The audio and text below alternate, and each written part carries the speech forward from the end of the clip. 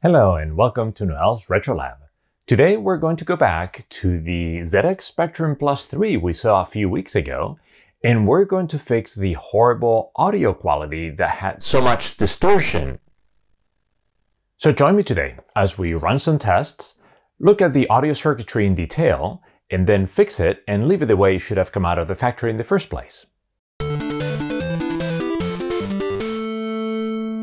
Let's start by playing music on the Spectrum Plus 3.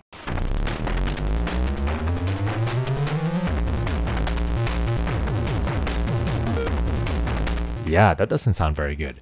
Let's try the same piece on a Spectrum Plus 2, which doesn't have any kind of sound distortion.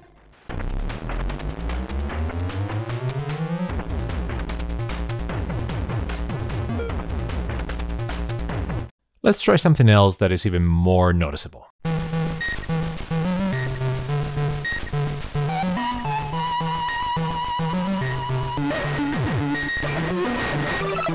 Ew, yeah, that sounded horrible. And the good version?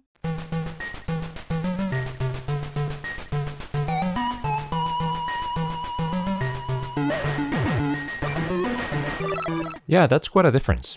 Okay, just one more. A lot of you will probably know this song.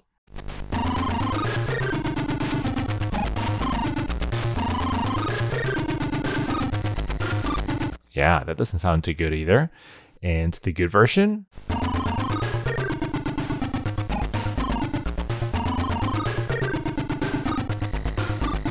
It's clear that the ZX Spectrum Plus 3 has some major problems generating sound. So what can we do to fix it? So like we usually do in this channel, when we have a problem, we need to understand exactly what's going on. So let's look at the sound generation of the Spectrum. Spectrum models starting on the 128K toast rack have an AY chip that generates the sound. In particular is the AY38912, which is just a slightly smaller version. And many other computers of the time had that similar sound chip, the Amstrad, the MSX computers. And it has a very characteristic sound because it generates all sound from square waves. But it turns out the signal generated by the AY chip can't be played directly on the speakers. Before we play it, it needs to be amplified. Amplifying an audio signal is to make it louder. So for example, we can take a small sine wave as an audio signal, and when we run it through an amplifier, we get this.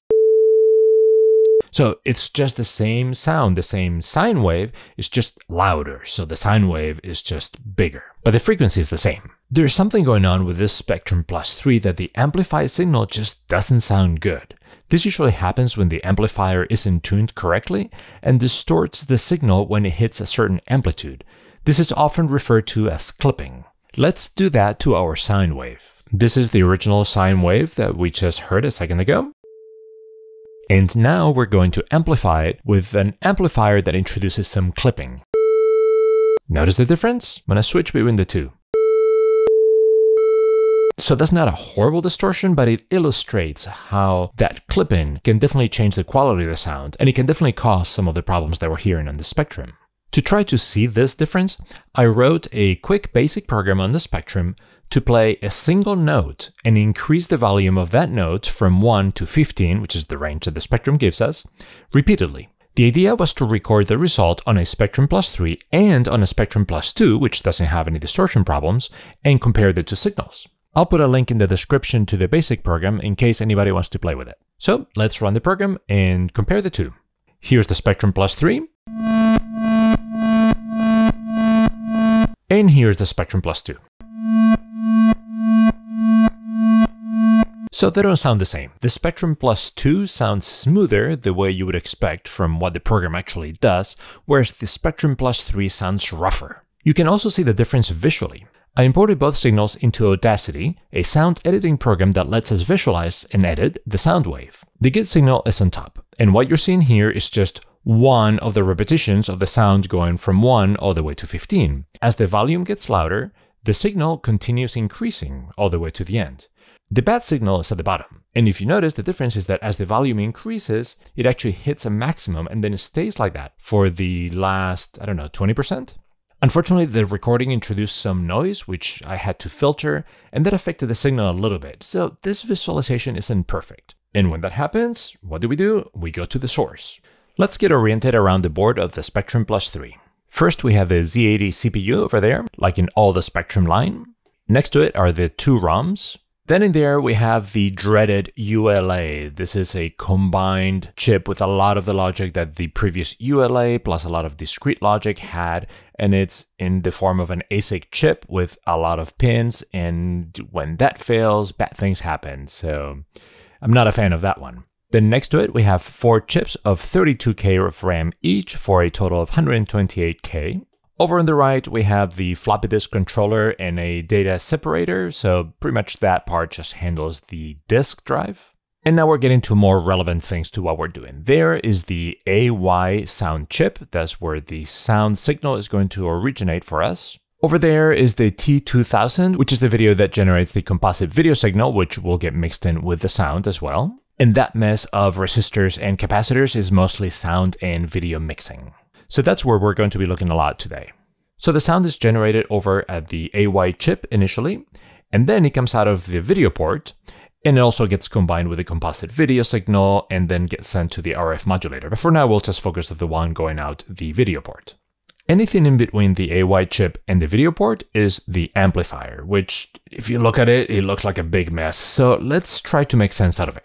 All right, we zoom in a little bit, and let's get rid of anything that is not relevant to the sound. All right, that's a little better. Okay, right there on the left is where the sound is combined with the composite video signal, and we don't really care about it, so out with it. The part below deals with detecting the sound from the ear port and also generating a sound for the mic port. Both those sounds get combined with the audio signal coming from the AY chip so they can be heard, but since they're separated by capacitors, for now, let's just completely ignore them. All right, that's looking a lot better, but it's still kind of tangled and hard to make sense out of it. So let's redraw the circuit, moving things around, but leaving the topology the same. Okay, that's quite a bit better, isn't it? Also, those 2 resistors to the right, that's just a simple voltage divider, so that we can put the output at the right range of voltages that we expect. So just for this initial look at it, let's just drop them and keep it even simpler. Perfect, so what we have here is a single stage amplifier, and this configuration in particular is called a common emitter amplifier. So let's look at the signals on the spectrum at the input and the output of this amplifier to get a better idea of what's going on. So the first thing we're going to do is look at the output of the AY chip, just so we have a good idea of what the range is in there.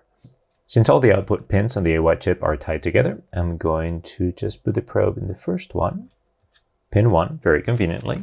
This is the sawtooth sound wave that is generated at the output of the AY chip before any amplification takes place. So this is common for all the models, good and bad. So this is not where the problem is. And what we see though is that the range of the signal goes from 0 volts all the way to 2 volts.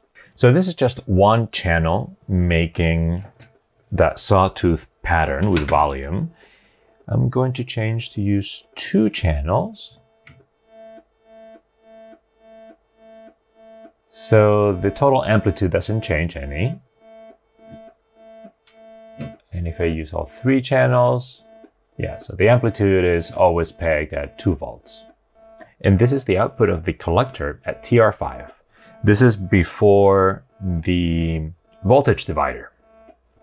So it goes up to, this is 1 volt, 1, 2, 3, it goes up to 3 volts with a spike at the end that is kind of like that noise glitchy thing that you hear. And actually looking at the oscilloscope right now, we can see that the signal is clipped as the volume increases because it hits 0 volts about halfway through and it doesn't go beyond that. But the volume still keeps increasing. So here we see confirmation of the clipping we heard earlier and the clipping that we saw in the sound wave. And this is looking at both signals together. So the blue one is the one generated at the AY chip and the yellow one is the amplified one. So it's interesting that the blue one has this DC offset that increases, but really the signal, the audio signal itself is encoded in this small square wave. And clearly the yellow signal is much more amplified than the blue signal. This is a different look at those 2 signals. I changed the basic program to give us a constant tone that I can change the volume by pressing some keys. So right now we're seeing the 0 volume, or I think maybe this is like 1 volume. So the blue signal coming out of the AY chip has a very tiny ripple and it's all the way at the bottom. And the yellow signal is not very big at all. Then as I increase the volume, you see how the blue signal rises, But most importantly, the square waves that are part of that signal get larger and larger in amplitude. And then you see how the yellow amplified signal gets much larger. I copied over the amplification circuit of the Spectrum Plus 3 to this circuit simulator. That way we can see how it behaves given certain changes. So first of all, I added here a 200 Hertz input signal. This is where the input is, and that mimics the square wave of a particular tone, like the one we played in the basic program, for example. The output would be over here, but this is part of the voltage divider, so we're going to kind of ignore that for now. We'll focus on this particular node for the output. So we can go ahead and run it. Let's add a probe to the input. So it shows us a biased, very small ripple. I can even make it like that, so we see it a little bit better. So yeah, we see that it's a small sine input. And now we're going to look at the output right here. And so we notice two things. We notice that the low part of the signal is at 0, it's at ground. And also this signal is much larger than the input signal. The peak is 3 volts, whereas this is 600, but it's really offset. So I think this is only like 0.2 volts or something like that. So this is significantly larger. I added the ability to change the amplitude of the input signal by moving this slider over here. So if I make the amplitude a little less, the input wave becomes shallower, just less amplitude, and you can see the output also becomes smaller. So the volume will go down because the wave is not as large. And if I make it larger, the input grows and the output also grows.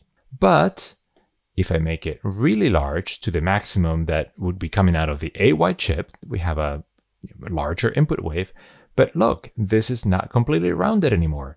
The tops and the bottoms are clipped. So we are seeing visually in the simulation why this particular circuit is flawed given the signal that comes out of the AY chip. So how could we fix this problem? It turns out it's pretty easy. The amplification becomes a lot more stable if we add a resistor at the emitter of the transistor. So I'm going to do this right now. I'm going to add a resistor right here. We're going to make it 220 ohms. And we can just remove that and connect our resistance. So notice that the amplification is not as big.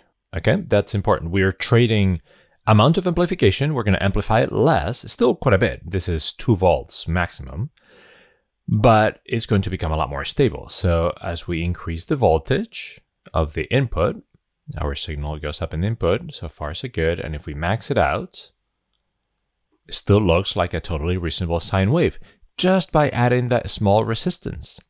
If we just added this resistor here, things might sound quieter than we're used to because the amplification is not as much. So let's go ahead, let me delete this one, and let's go ahead and add a probe right here. This is the input at the voltage divider. And yeah, this one is only going up to 480 millivolts. And I think our output, I believe we want it to be about around 500 RMS, which can be even higher than, so it's probably like 600 peak or something, or 700 peak. So in order for this output to be the level that we expect out of a spectrum, we just need to tweak these resistances to increase the voltage of the output. So I forget that we can see the RMS right here. I can toggle it for this particular scope. And yeah, the RMS is 300 millivolts, whereas what we want for a normal volume is 500 millivolts. What kind of changes do we have to make? We can just look at the changes they made in the Spectrum Plus 2 board, which pretty much fixes this. And there was another resistor added right here, right there, and this one was lowered to 820 ohms.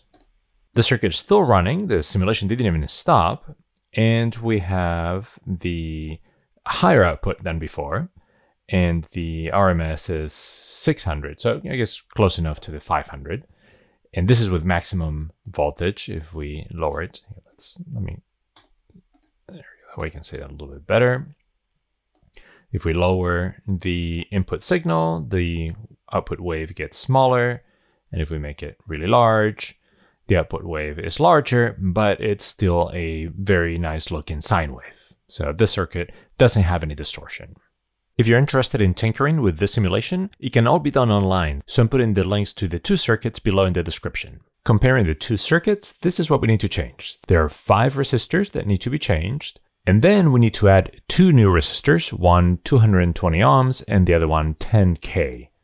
And this is the list for reference while we make the changes. Additionally, comparing the Spectrum Plus 2, so the fixed circuit, versus the Spectrum Plus 3, it looks like they made a couple of changes to the configuration where it mixes the ear and mic ports. Not only did they change the resistance values, but they actually swapped the capacitors around and put them before the resistors. I'm not sure why they made those changes, and I haven't experimented much with those 2 ports, so I'm going to choose to leave it as it is for now. Chances are if you're making a lot of use of that, maybe that's a better configuration.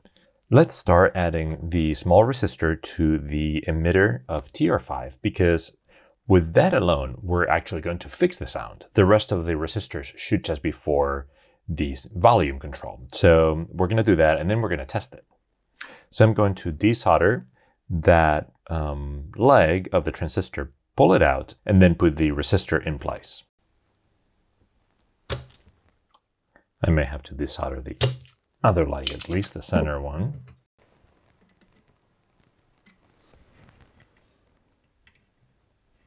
Okay, that seems to be pretty good. Let's test it.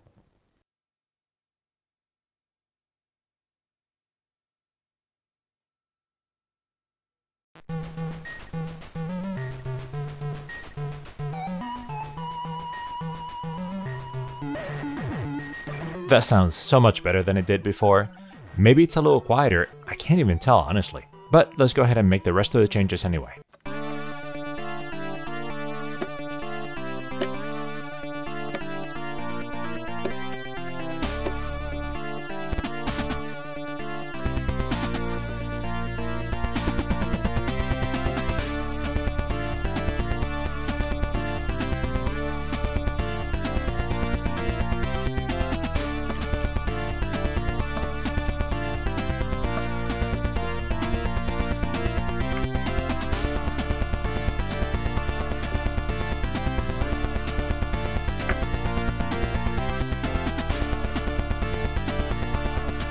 Now we need to put the 10K resistor between R67 and ground. And I know this one is already going to ground, so probably the easiest way will be to connect those two.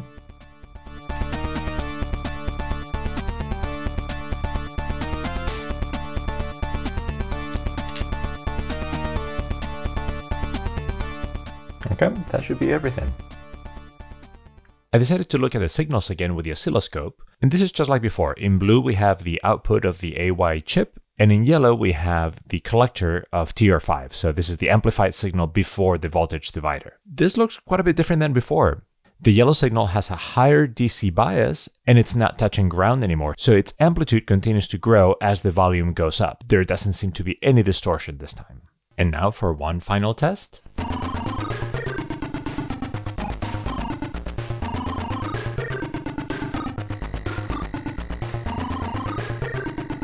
Excellent, that sounds great. And there you have it. The ZX Spectrum Plus 3 is generating much better quality sound. It sounds much better, it looks much better in the oscilloscope, so I think this was definitely a worthwhile repair. So I hope you enjoyed the look into why it was sounding so horrible and how we fixed it. If so, please give it a thumbs up and subscribe to the channel. Until next video, see you then.